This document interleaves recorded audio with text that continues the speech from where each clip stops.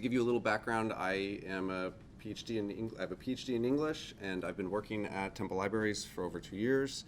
I started working there as a Council of Librarian Information postdoctoral fellow. The CLEAR is a fellowship that's designed to put PhDs in libraries, and a lot of my work has explored kind of the intersection of digital humanities, special collections and archival research, and ways of thinking about pedagogy through emerging technologies. The first part of my presentation is going to be a little bit more theoretical or kind of abstract, and then the second part will get directly into the two projects I've worked on. The first part, I'll be talking about labor, problems of failure and how we don't think about or talk about failure in the digital humanities, accessibility, and this thing I'm calling troubleshooting, or we all call troubleshooting. I'm not so happy with that term because it has the word shooting in it, but it is the colloquial term we've all come to accept. I guess I could have also called it like the art of debugging. And then the second part, I'll be talking about two projects. One, the Virtual Blockson, which is about recreating an African American collection at Temple University in virtual reality to teach primary source literacy.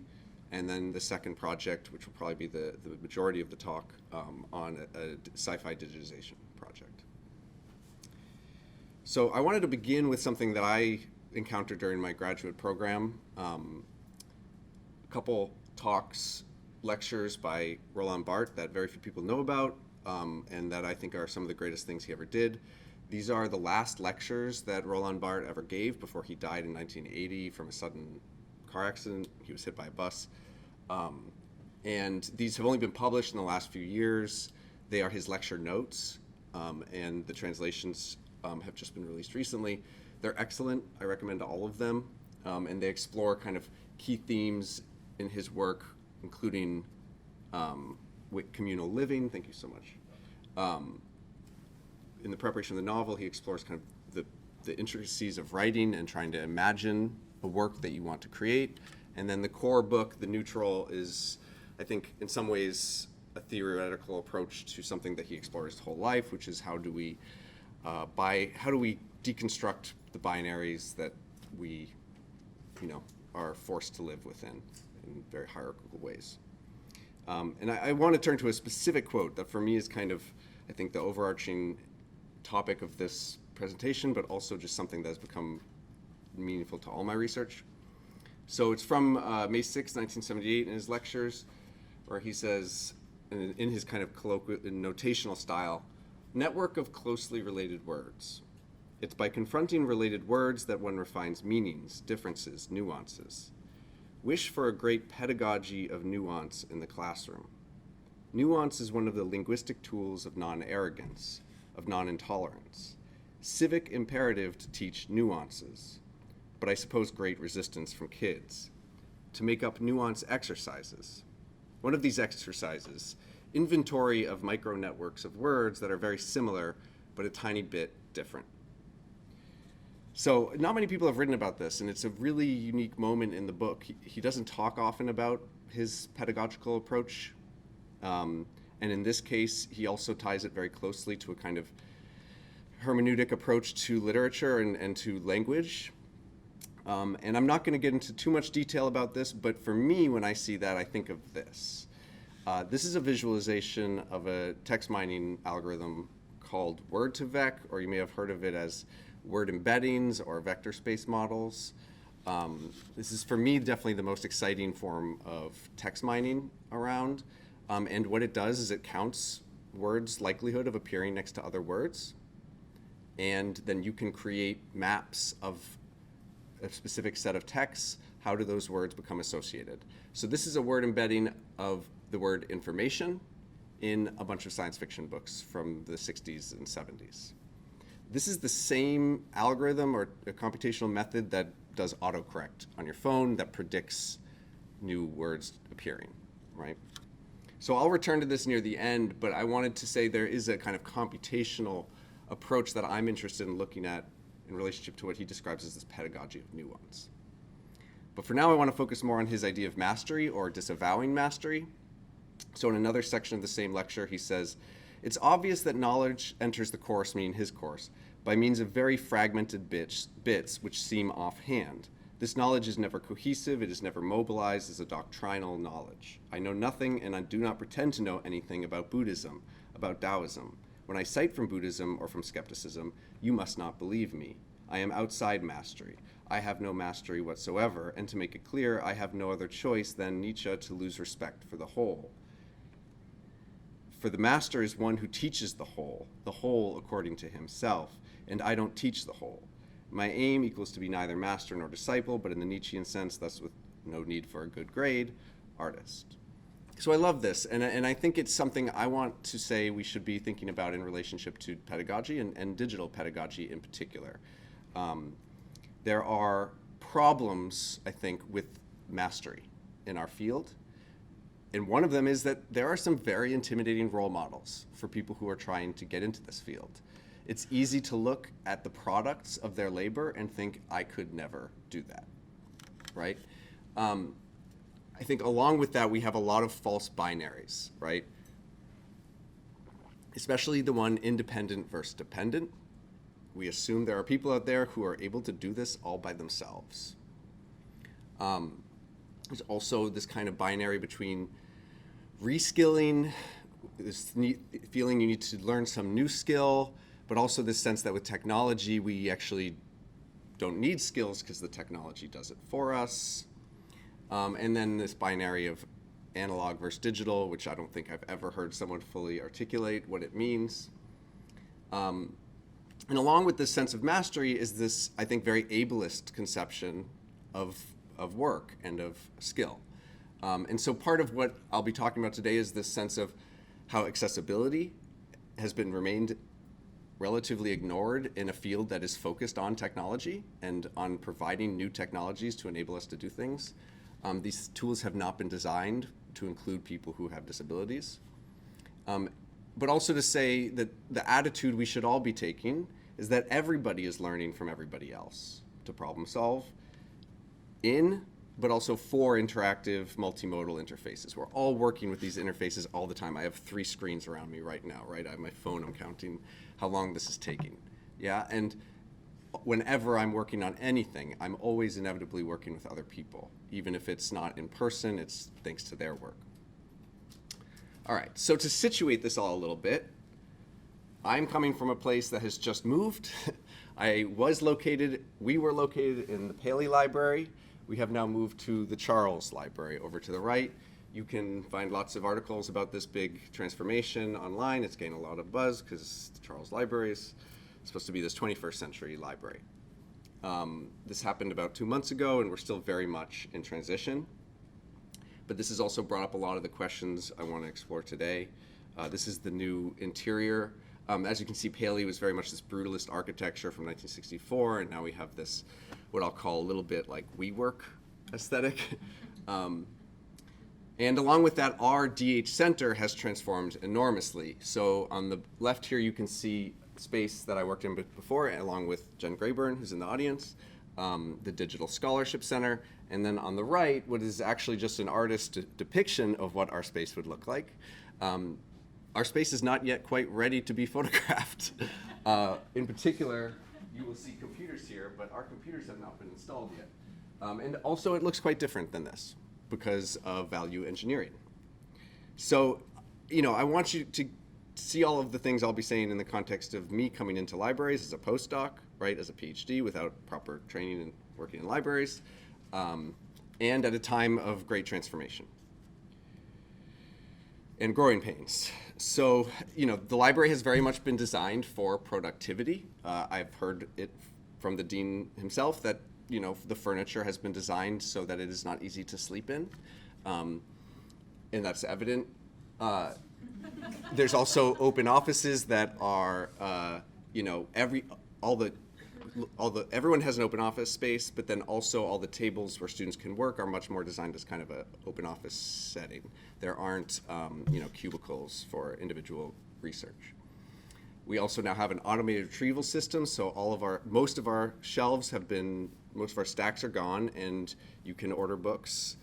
It's been working great from the user's end, but I have heard there are a lot of technical difficulties with it. We have on the 4th floor a big set of stacks. that I think have, offer a great selection of books, but it's much more limited than it used to be. And then we have expanded enormously to an immersive visualization studio, a makerspace, the computer lab, something called the innovation space, as well as places for media production. But it's kind of hard to calculate whatever the price was of the value engineering. There are a lot of things that were planned that are not the way they turned out, right?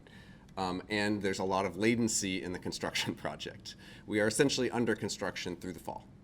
And so hopefully by the spring, everything will be settled in. But I think this speaks to something more generally that's happening in universities, is happening in waves of digital scholarship. And this is just a quick image of some of those spaces. We have Windows now, which is wonderful. But it also has been making me think of a quote from the Communist Manifesto. And this is a quote that I was thinking of even just titling the talk, "All that is solid melts into air." If you haven't heard this phrase before, it's actually quite famous and a classic line from Marx. Constant revolutionizing of production, uninterrupted disturbance of all social conditions, everlasting uncertainty and agitation distinguish the bourgeois epoch from all earlier ones. All fixed, fast-frozen relations, with their train of ancient and venerable prejudices and opinions, are swept away. All new-formed ones become antiquated before they can ossify. All that is solid melts into air, all that is holy is profaned, and man is at last compelled to face with sober senses his real conditions of life and his relations with his kind. This has been interpreted many different ways. Usually it is seen as a transformation from a feudal era to an era of mass production.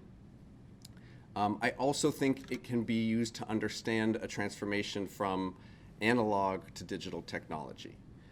The most famous book dealing with this subject is by Marshall Berman. I highly recommend it, called "All That Is Solid Melts into Air."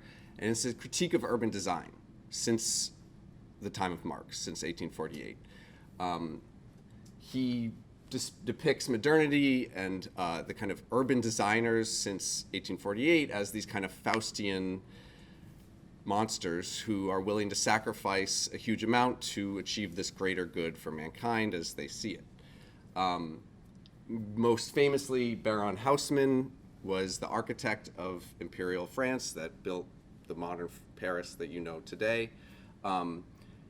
And partly what I want to ask is, well, then who would be the Baron Haussmann of the digital age? Or what would it mean to do a study like Berman's, but of the digital era, not of urban design, but of digital technology? But secondly, I want to think about how digital humanities is something that can also be analyzed in terms of the commodity and in terms of labor. And I'm not going to go into like an endless discussion of this, but I think it's something that we should all have in our minds. I think there's both a way to think about a lot of digital humanities products as shiny commodities that get people tenure or get big grants or otherwise are designed to be enjoyable to consume. And then there's I think the problem I'll focus more on today, which is the alienated forms of labor in DH. And we've already heard some great discussions around this subject from both Rapika and I'm going to blank on her name at the moment, Brittany. And I think that is both in relationship to TMP, but also into larger administrative structures, between faculty and librarians. What I'll be talking about is not so much debt, but adjunctification or contingent labor. And the main question that I want to ask, and this will just hang over this talk, we can maybe talk about it later, is what traces of our labor remain legible in the digital objects that we create? And that's something to start thinking about when you look at the presentations you saw today or any new digital object you use is, do you have any sense how much labor went into making that, whether that labor was paid, whether that labor was rewarding? So there are a lot of great sources out there. As far as I know, my PowerPoint will be shared with you, and in the notes, I have all of these linked. They're all open access articles, really just a flurry of activity in the last 2 years. These, as well as these, all around precarious labor. I know a few of the people working on these projects. Postdoctoral Bill of Rights is a really great one in relationship specifically to this kind of contingent position of postgraduate PhDs trying to find, place in a very changed job market. But there's also a lot here about precarious labor in libraries more generally and throughout higher education. I think it's still very hard for us to wrap our heads around the varieties of precarious labor that go into all of our projects, including when a graduate student is working on a project and otherwise supporting themselves by doing adjunct labor, for instance. It's hard to assess what elements of their income are and aren't precarious. So to try to ameliorate this a little bit, I led a Twitter chat, which I never thought I would do, much less cite in a presentation, earlier this year for the Digital Library Federation, and I just wanted to share a few questions that we asked. It was a productive conversation, but I think the questions are just the kind of thing that are worth keeping in mind. What kind of digital work do you do in libraries, and have you ever been in a contingent position? What are the forms of digital scholarship labor in your library? And this is where I think it gets very difficult to say what does and doesn't count as digital scholarship or just labor with digital technology. I find it hard to imagine not all of us engaged in some form of labor related to this. But how also has it changed recently? Along with that, and I think the more concrete questions is how many of the people you know working on digital scholarship have permanent employment? How long are typical appointments? And then for me, I think something that I feel like is often not discussed enough is what percentage are student workers. And I think I really appreciate what Pika was saying about trying to avoid students working for free. I'm also not content with students making $10 an hour on projects that aren't rewarding for them, right? So they are contingent, and I think we oftentimes accept certain types of student work as apprenticeship and trust that apprenticeship is still a functioning model in this day and age, right? So other than that, we also just talked about what would be some solutions. What are standards for DS positions? What would they need to include? How do we ensure accreditation for contingent labor? And how do we sustain collaborative models of digital scholarship that aren't hierarchical? That last question is certainly the most rhetorical and difficult to answer. Accreditation is still amazingly difficult to do. And I think you will see in the vast majority of presentations of digital projects that very few people actually get cited for projects that probably involved 10 to 50 people working on them. All right, so as a slight transition, but in a connected way, I wanted to talk about a project I've begun working on that deals with questions of failure. I'm co-authoring a book with Quinn Dombrowski, who's a digital scholarship librarian or something of that sort at Stanford, and this originally was her project, and I only got involved in it because I saw people tweeting about how it had been rejected, and I said this should really be reconsidered, and then she asked me to write it with her. And I'm honored to and thrilled because it's something that I think I've always been very interested by, both in my own research, but more importantly, I felt that in digital humanities there has been a focus on progress, right? And on the belief that we are getting somewhere that we haven't been before through innovative methods, experimentation, and through oftentimes a lot of, compared to other departments, a lot of money. And as a result, I think it's rare that you see people talking about their failures in the field, except in the light of a very experimental approach, where failure maybe isn't even really counted as failure. I call this section negative outlines because I think, as we'll see in a lot of cases, the failures in projects are often negatively outlined. They aren't what's focused on and when people talk about their projects. And that might even be true for me today. But it's also the case, that reproducible science and the need to publish null hypotheses is something much broader. It's a much broader failure in academia, that science is rarely reproducible. Digital humanities is certainly getting criticized a lot for this right now. But also that, we need to be able to publish our failures, because that's oftentimes how we learn the most important things about our research. So this project right now is divided into two major components. One is to do an oral history, which will involve interviewing a lot of people to talk about what they regard as their successes or not. And then the second part, which has been really interesting for now, is looking at white papers for grants for the major granting agencies. Right now we're working with the NEH white papers, and just as one example, the vast majority of these white papers do not talk about their failures. But this one, which I won't name, did an amazing job of that, and this quote just kind of captures what often happens. Given the organizational dysfunction at the time of application, it is hardly surprising that the decision to apply for Project X was made for the wrong reasons. At the same time, once the commitment had been made to implement the project, it was possible retroactively to integrate the project with the institution's other strategic needs. This whole white paper is excellent. But I think this is honestly the realistic context we all work within. And it's the kind of thing we need to bring out into the fore while also not risking losing grant funding. Okay, so with that, I want to transition a little bit to frustration and what I think is an underexplored affect in digital scholarship. I'm not sure if you've heard the phrase desire paths. I only heard this in the last few months. Desire paths are the path on the left of that photo, right? We all see them and know them. I think the interesting question here would be, what are the desire paths in the technologies we use, right? And how often do technologies actually adapt to our desires? I think we're seeing that happen more and more with like smartphones, but less and less with like Microsoft Word, right? That there are certain technologies that are not adapting to what we need. But so frustration, I think, as the core feeling that we often encounter when dealing with all types of digital technology. And that can be due to UX design that runs the gamut. So every app you use is designed differently and requires you to learn it again. Along with that, what we call platform fatigue. We all have to deal with too many platforms, even just to like engage in social media. That data is not open and not linked, as we all hoped it would be by now. That open source tools, which we all want to support, constantly have bugs. That there are paywalls, that we are all living in unsustainable forms of austerity right now, or will increasingly so. I think planned obsolescence kind of ties in with a lot of these.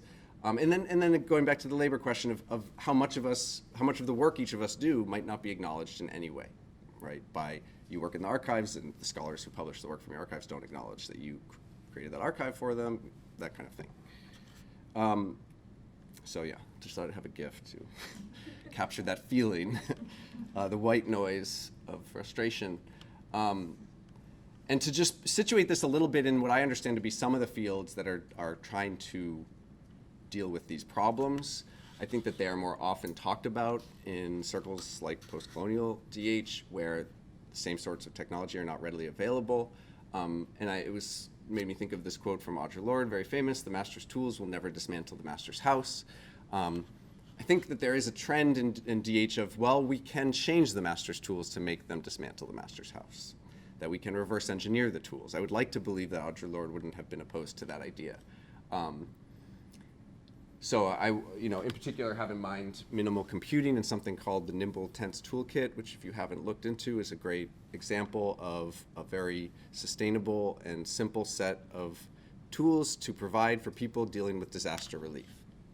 And it's a good model for other work like it. But also acknowledging that we live in a very strange moment where the ecological footprint of our work is bad, not just ebooks, but also most of the machine learning models actually take up a huge amount of energy and have as bad of an ecological footprint as my flight here, right?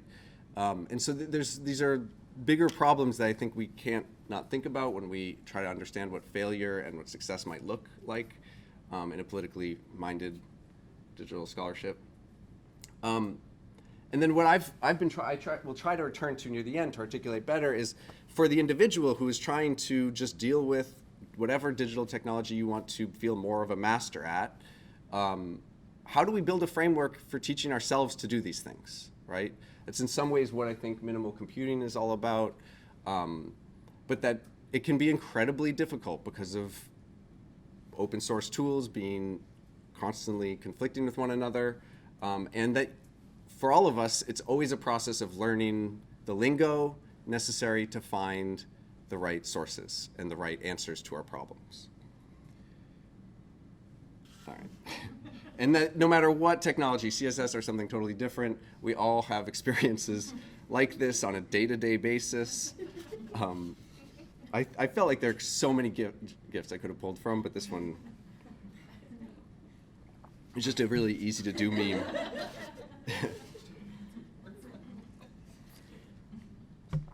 right, so I'm already getting skimpy on time. So one example of reverse engineering is making things accessible. And it's part of the problem is that we have to reverse engineer things to make them accessible. DH is a fertile field to challenge stereotypes about what assistive technologies are and to make us all think about the way we all depend on digital technology as a sort of assistive tech. And also to start thinking about how we can make a difference when right now most assistive technologies are incredibly rare and expensive and being increasingly replaced by simple devices like your smartphone. Along with that, I think trying to think about what it means to approach frustration without being reductive of other people's frustration, so that whatever frustrations I might experience using certain digital technologies may not compare to someone with disabilities greater than mine. And thinking about, I think the most important thing that we all need to think about when we go on to do any work in the field is that there is always going to be extra labor in remediation, and this came up in Rob's talk as well.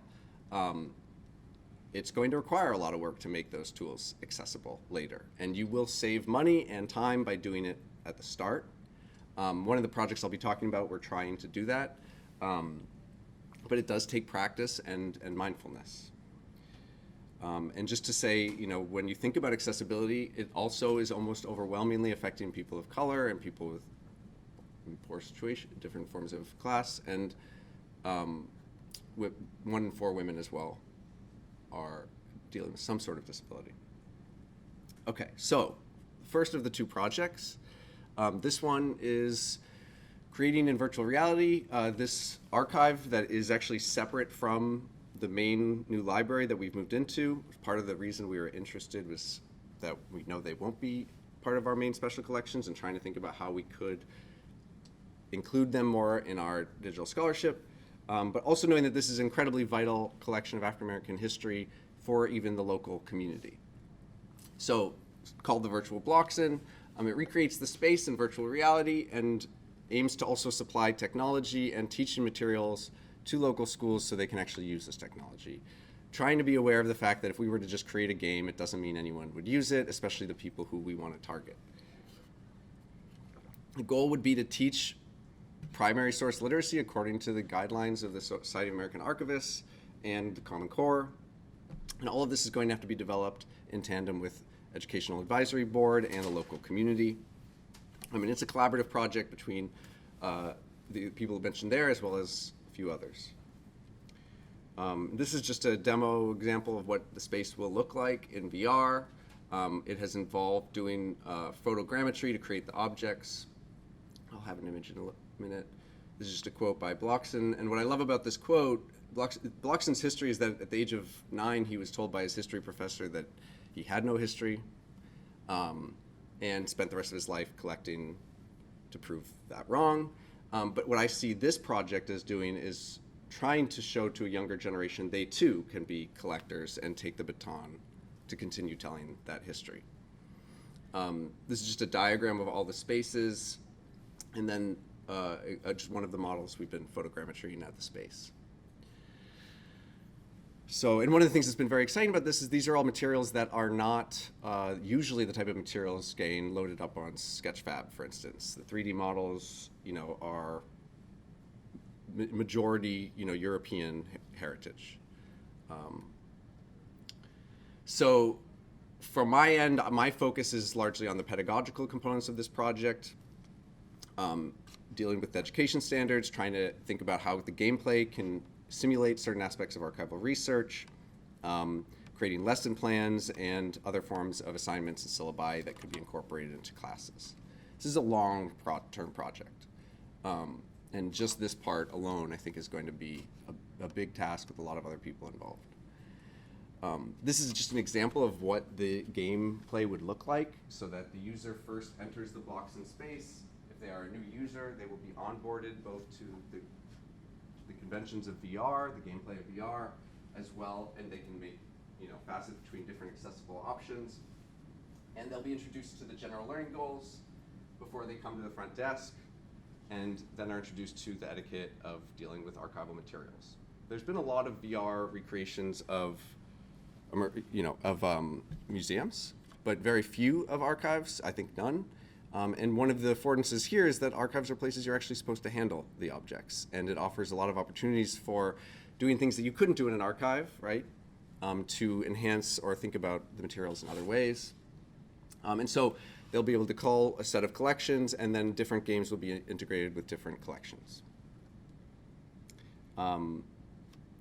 This is just some of the learning outcomes that they'll need to demonstrate. I think what I just want to hinge on right now that I think is most interesting is just that it will also involve demonstrating some understanding of the media that they are using, right? Part of the Common Core is demonstrating an understanding of digital technology or just different forms of media, and part of what the game will involve is the ability to record their experience so they can write essays later by taking screenshots, audio recordings, that sort of thing. As a component of this, I organized with fellow CLEAR cohorts this summer a symposium around immersive pedagogy where we brought in keynote speakers and talked about and ran a series of workshops trying to give teachers the types of materials they would need to teach in the classroom using different types of immersive technologies. And we're hoping to publish these in an open access forum. The DLF's teaching toolkit just was released, the first volume, and we're talking about the second volume. I highly recommend checking that out if you haven't heard about it yet. And then along with that, we've been trying to develop web content accessibility guidelines for VR. Right now, if you aren't familiar with web content accessibility guidelines, these are the guidelines for how to make any sort of digital technology accessible, but they are very much focused on websites, right? And on flat two-dimensional images, like slideshows. So it's a much bigger problem when you deal with gaming and with VR, both the mechanics of VR and the games. But we are currently trying to devise different types of workarounds as well as guidelines for doing so. That involves both experimenting, so Jordan Hampel, our developer, is experimenting with different types of already pre-made toolkits in Unity 3D, but also trying to integrate new options for text formatting, for instance, captioning, audio. And there are increasingly a wide variety of accessories being made for VR that offer really exciting opportunities. So, I mean, one of the things already that's standard in VR is you can do head-operated motion. So your vision will zoom on something and then it'll select that thing.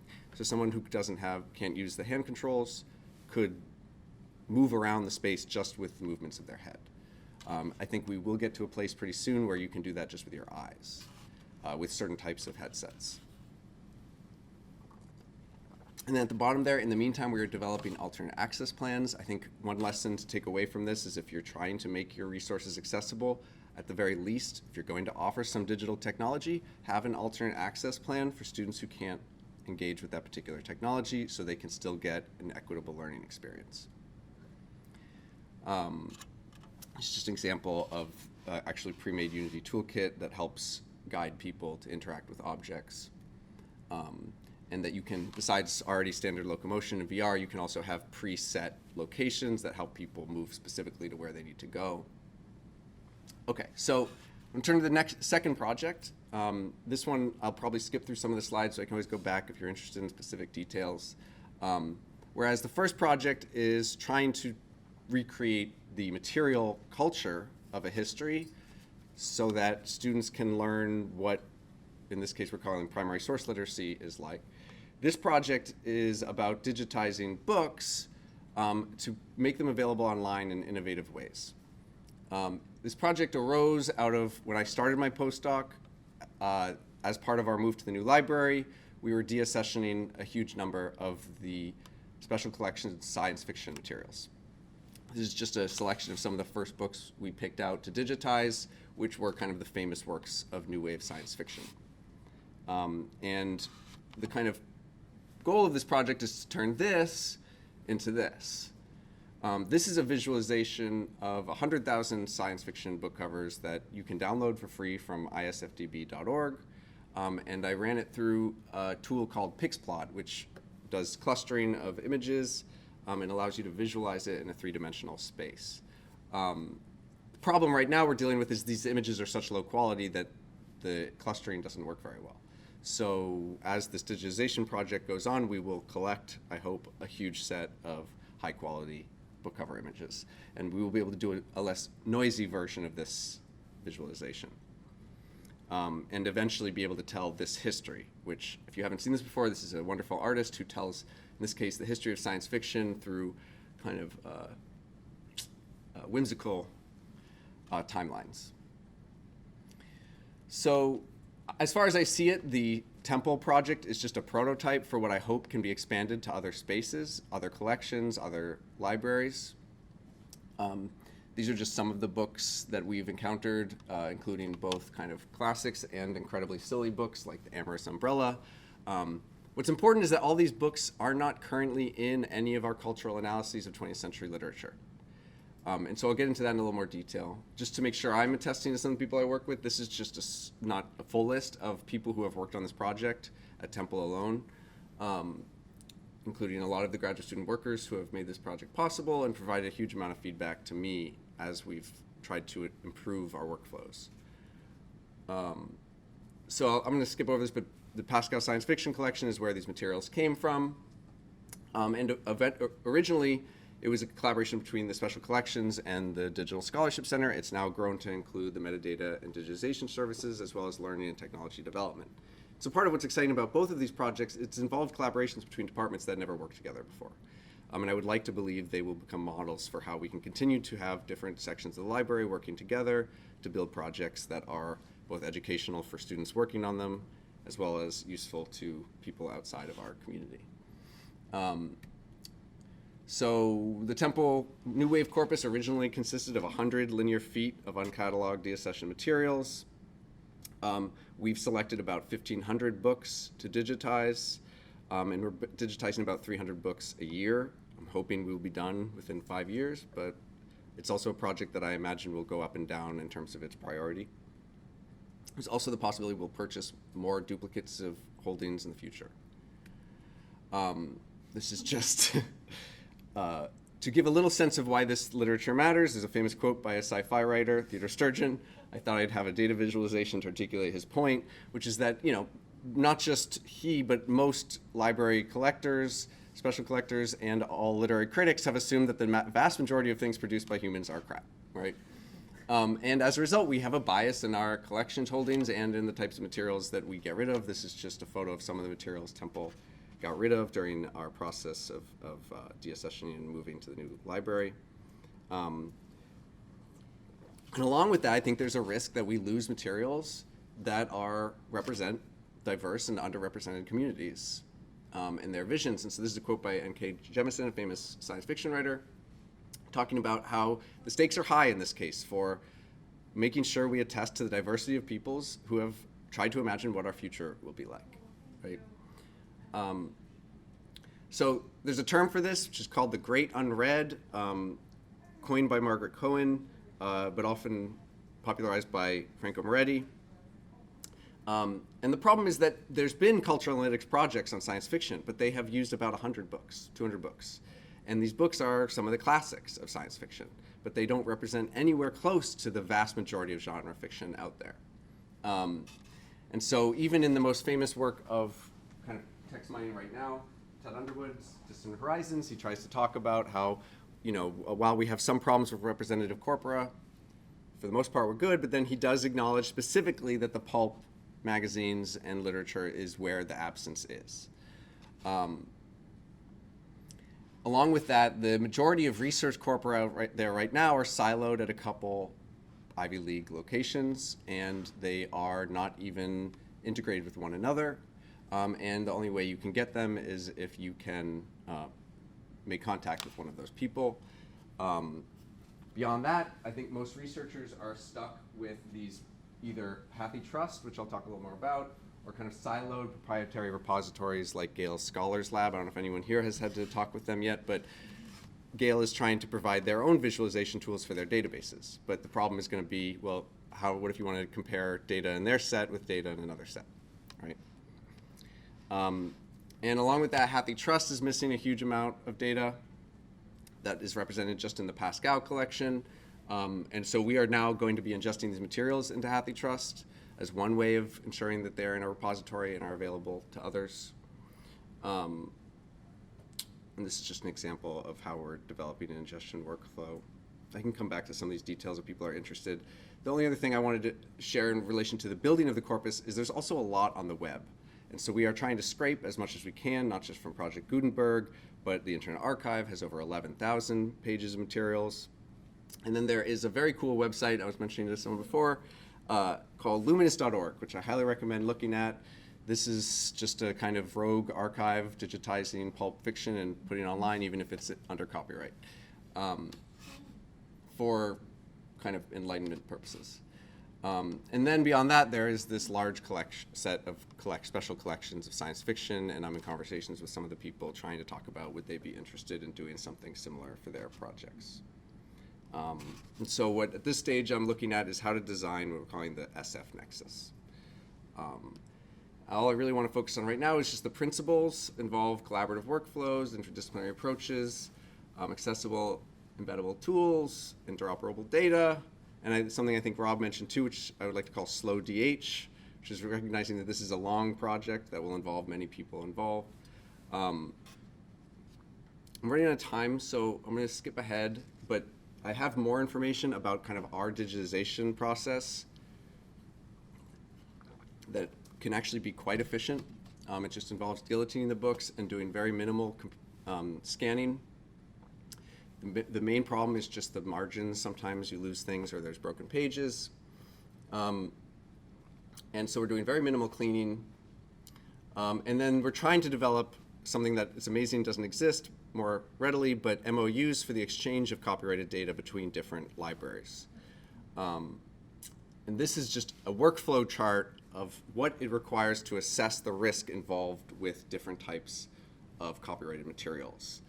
This is the kind of thing we're going to need to bring to our legal counsel to talk about in more detail.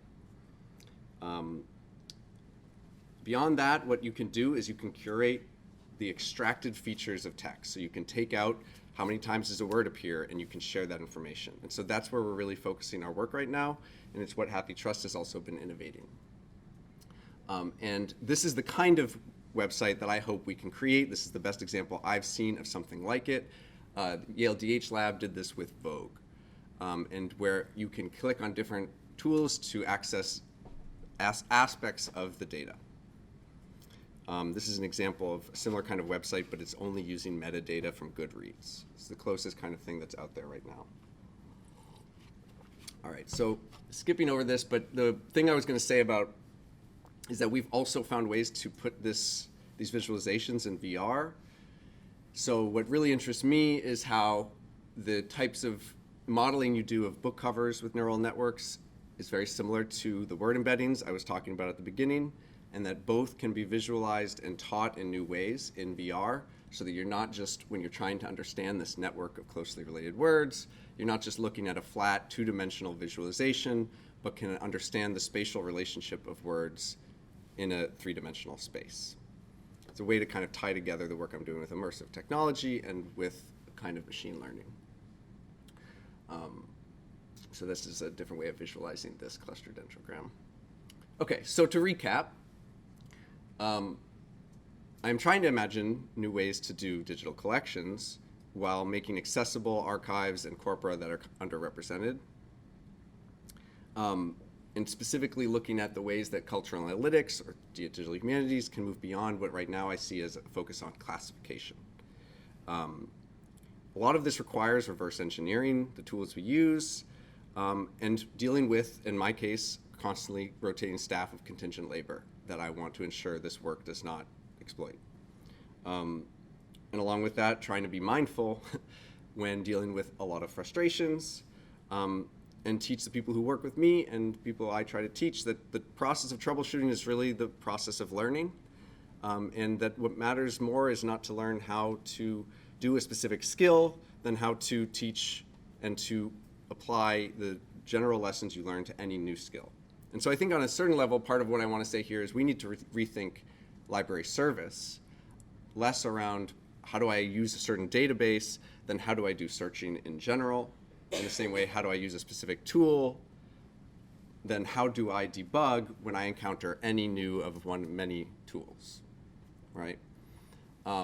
And so I wanted to conclude with what I was hoping could be slightly helpful information. I've seen a few people try to articulate this. It's interesting talking to people who work in computer science or degrees in computer science. They do not teach you this in computer science, right? And it's very hard to articulate what to do and what kind of strategies to apply for any kind of debugging problem. But the first one is just try the general problems, like restart your computer. But then I think where it becomes important is that you verbalize the errors that you're encountering when you're doing any kind of project.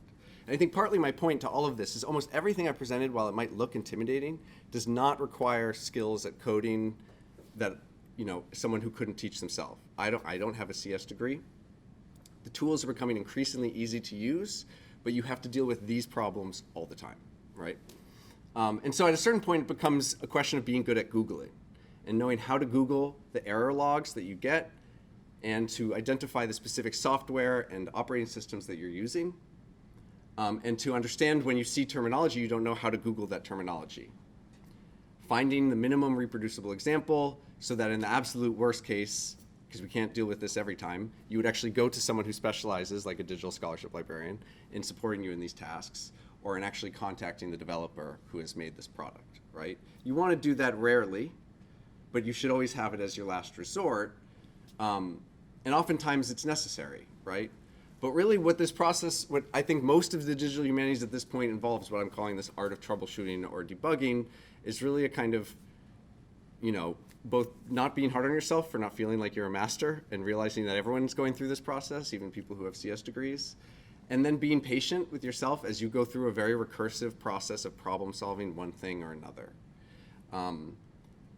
I think in the end, when you don't know how to do something, you need another set of eyes on it. And I think what we should be thinking about, and I would love to talk about more in Q&A, is how do we make libraries, as well as teachers and classrooms, able to do this for their students and in their projects. So I'll leave it there, and I'd love to hear your questions. Thank you. If there's anything you'd like to see, I can go back to as well. Yeah. You're invoking Audre Lorde, mentioning mastery and all these terms that sort of indicate not so much a certain kind of pedagogy that actually addresses empire in a way more so. And so I'm trying to figure out and listen to what the pedagogy really is. Is it to really study empire and also make sure that we don't replicate? I'm not. I think that where you're going here. You're saying yeah, I think that's a good question. Problems of doing it, but we should also know what's missing, what's being underrepresented. Yeah, I mean, I think that there. I still think you're saying we should do it, is what I'm hearing. But I'm also hearing you say there are some concerns for the field that we need to be looking at in a larger way. Am I correct? Yeah, I mean, I'm definitely assuming an investment in I would advocate for a critical perspective in all of our humanities education that does make students and ourselves more aware of our existence within a kind of imperial structure, and that structure is certainly affecting our experiences with digital technology. Those are big problems that are hard to get our heads around. I think what I would want to accentuate is that our effective experience on a day-to-day basis of struggling with those technologies is partly caused by, the just outgrowth of endless profit-driven apps. And to be able to deal with our everyday tasks, much less do projects like this, in the end, what we really need to feel comfortable about is how to troubleshoot, how to manage the minutia of digital technologies of all types. And I do think there are certain generalizable practices or methods that would help anyone trying to approach those problems. I think at a certain level, a method can be extricated from any politics. So, I mean, by all means, I'm sure there's people who use these methods to build bombs. I don't know, but I do want to believe our pedagogical approaches are ones that try to de-hierarchalize power and empower individuals to feel like they can do this kind of work. Does that make sense? Yeah, I'm just afraid that piece is getting lost in the let's do it anyway part. What do you mean? What do you mean? Let's do it anyway? I think it's great that you pointed to all of these things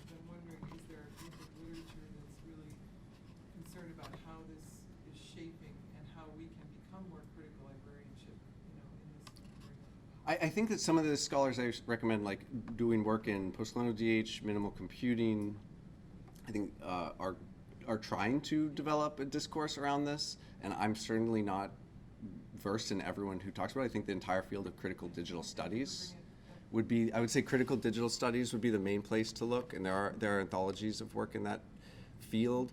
I think that they are oftentimes more focused on theoretical discussions of, you know, the architecture of digital technologies than in how to practically apply them to our individual lives. And I think what I'm calling for, and not saying I have an answer for, is a clear understanding of how to teach this to empower others to be able to do this kind of work. But also be aware of those other Yeah.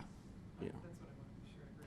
Yeah, I would definitely want to believe that we can teach something as simple as troubleshooting while articulating that the reasons you need to troubleshoot so often are because of broader power dynamics.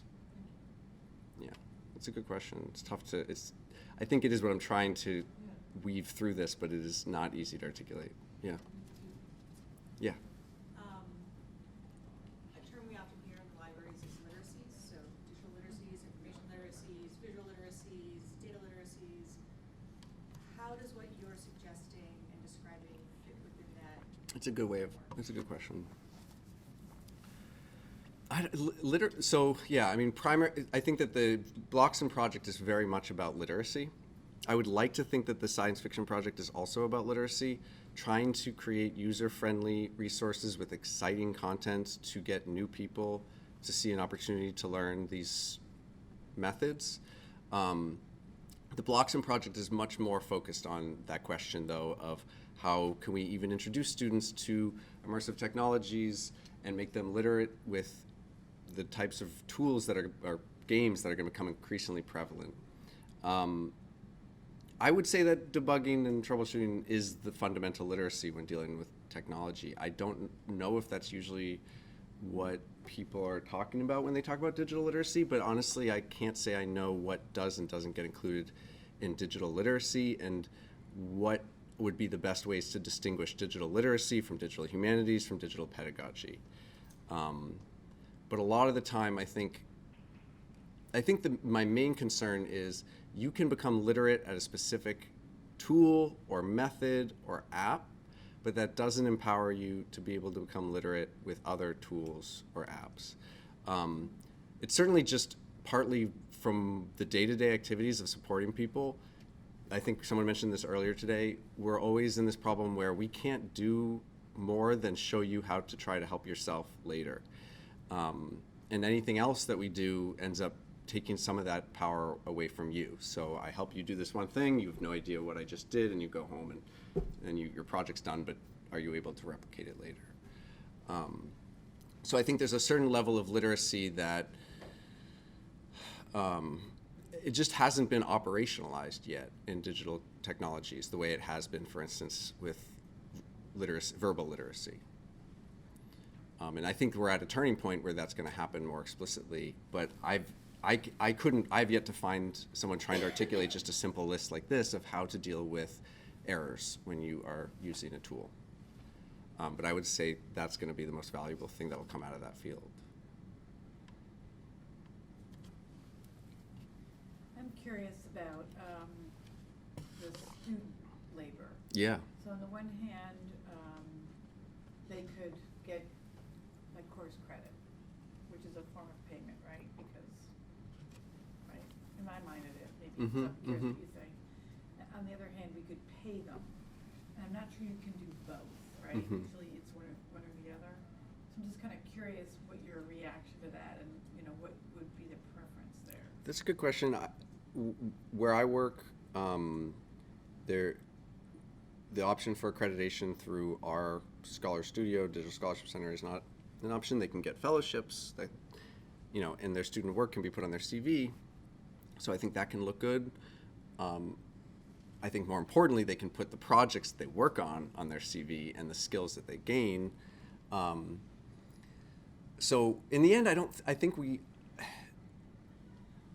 for one thing, there's not that much I or even maybe you can do about how they're being compensated. And so, again, working with what we have, for me, what's most important is, are you designing projects that they are benefiting from? Most digital projects that I've seen, and we've heard some today, involve a lot of manual work that students are given that sometimes goes to waste. That shouldn't be happening on a fundamental level. That's a bad, we shouldn't be doing those projects, I would say. Ideally, what I've tried to do with the Sci-Fi project, and we're going to be doing it this year again, is that ideally the students would work on every element of the project, not just one nitty-gritty detail like transcribing information. I've seen a lot of students, they don't even understand what the rest of the project is because the project lead doesn't tell them. So they don't even know what the purpose of this is, what the value of their labor is to this larger project. So I think what's most important to me is that a project is devised in a way that the students will learn a lot from it in many different types of things, not just how to troubleshoot or how to digitize, but also how to text mine. And then that they will be compensated for it, not just with money or course credit, but with things that they can put on their CV that'll be valuable for them later. At least that's as good as I can imagine us doing right now. You went through it a little fast, but I did see that when the way that the books are digitized, they're guillotined by one undergrad student, and I think it's 3 to 4 books per hour. 1 to 4 books. This per was hour. an estimate of what it would require, yeah. Okay. When you're talking about CVs, I don't know. This is not a good one, yeah. Yeah, I don't know So, that yeah. CVs are particularly applicable to undergrad students so it's like maybe it's like who don't necessarily know what a CV is. Oh, okay. Well, I was going to say, for one, there's kind of two questions there. One, this is the most exploitive part of the project, Okay. I think, and is the part that I'm trying to minimize as much as possible. This is just an estimate of how long it takes. One student worker could do this amount in this amount of time.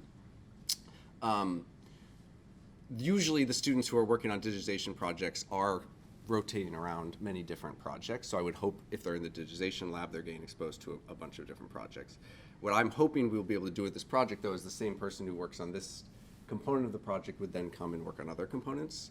It's kind of like a stepladder that they would keep moving through.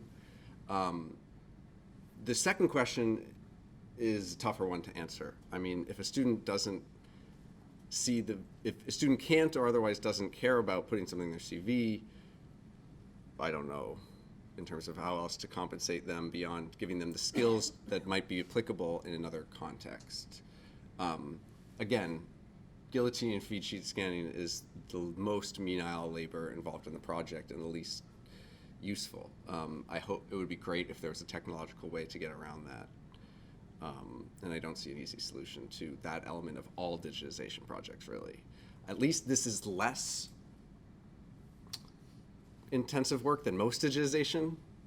But in terms of, I don't know, I mean, what do you think in terms of students who don't want to put something on their, who wouldn't have a value in putting something on their CV, what else could they get from it except better pay? Or more autonomy in the project? Right, I think maybe that's kind of the problem that I'm seeing with this, is just like, especially with low level. I think sometimes undergrad students are seen more as like cons. It's like Sure.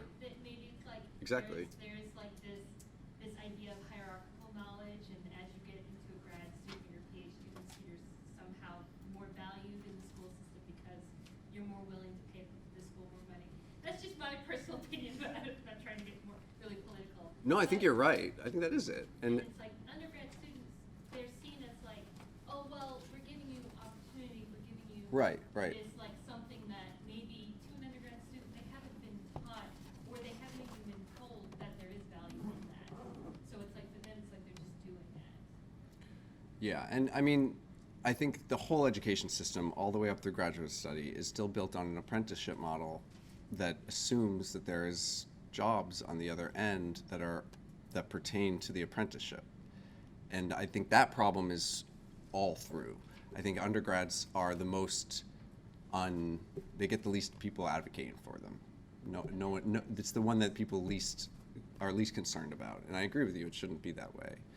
I'm not trying to attack you. No, I mean, I wish I could have a say in who gets hired and how they hire in the digitization department. But I don't know what I would propose as the best solutions to that. I get the impression that undergrads who work in the digitization lab, and they're always undergrads, seem to like the jobs that they do.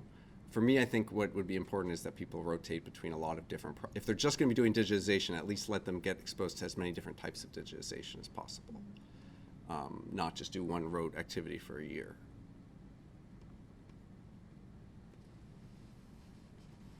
Any other questions, thoughts? Okay, I think we're out of time too, so thank you, everybody. Thank you.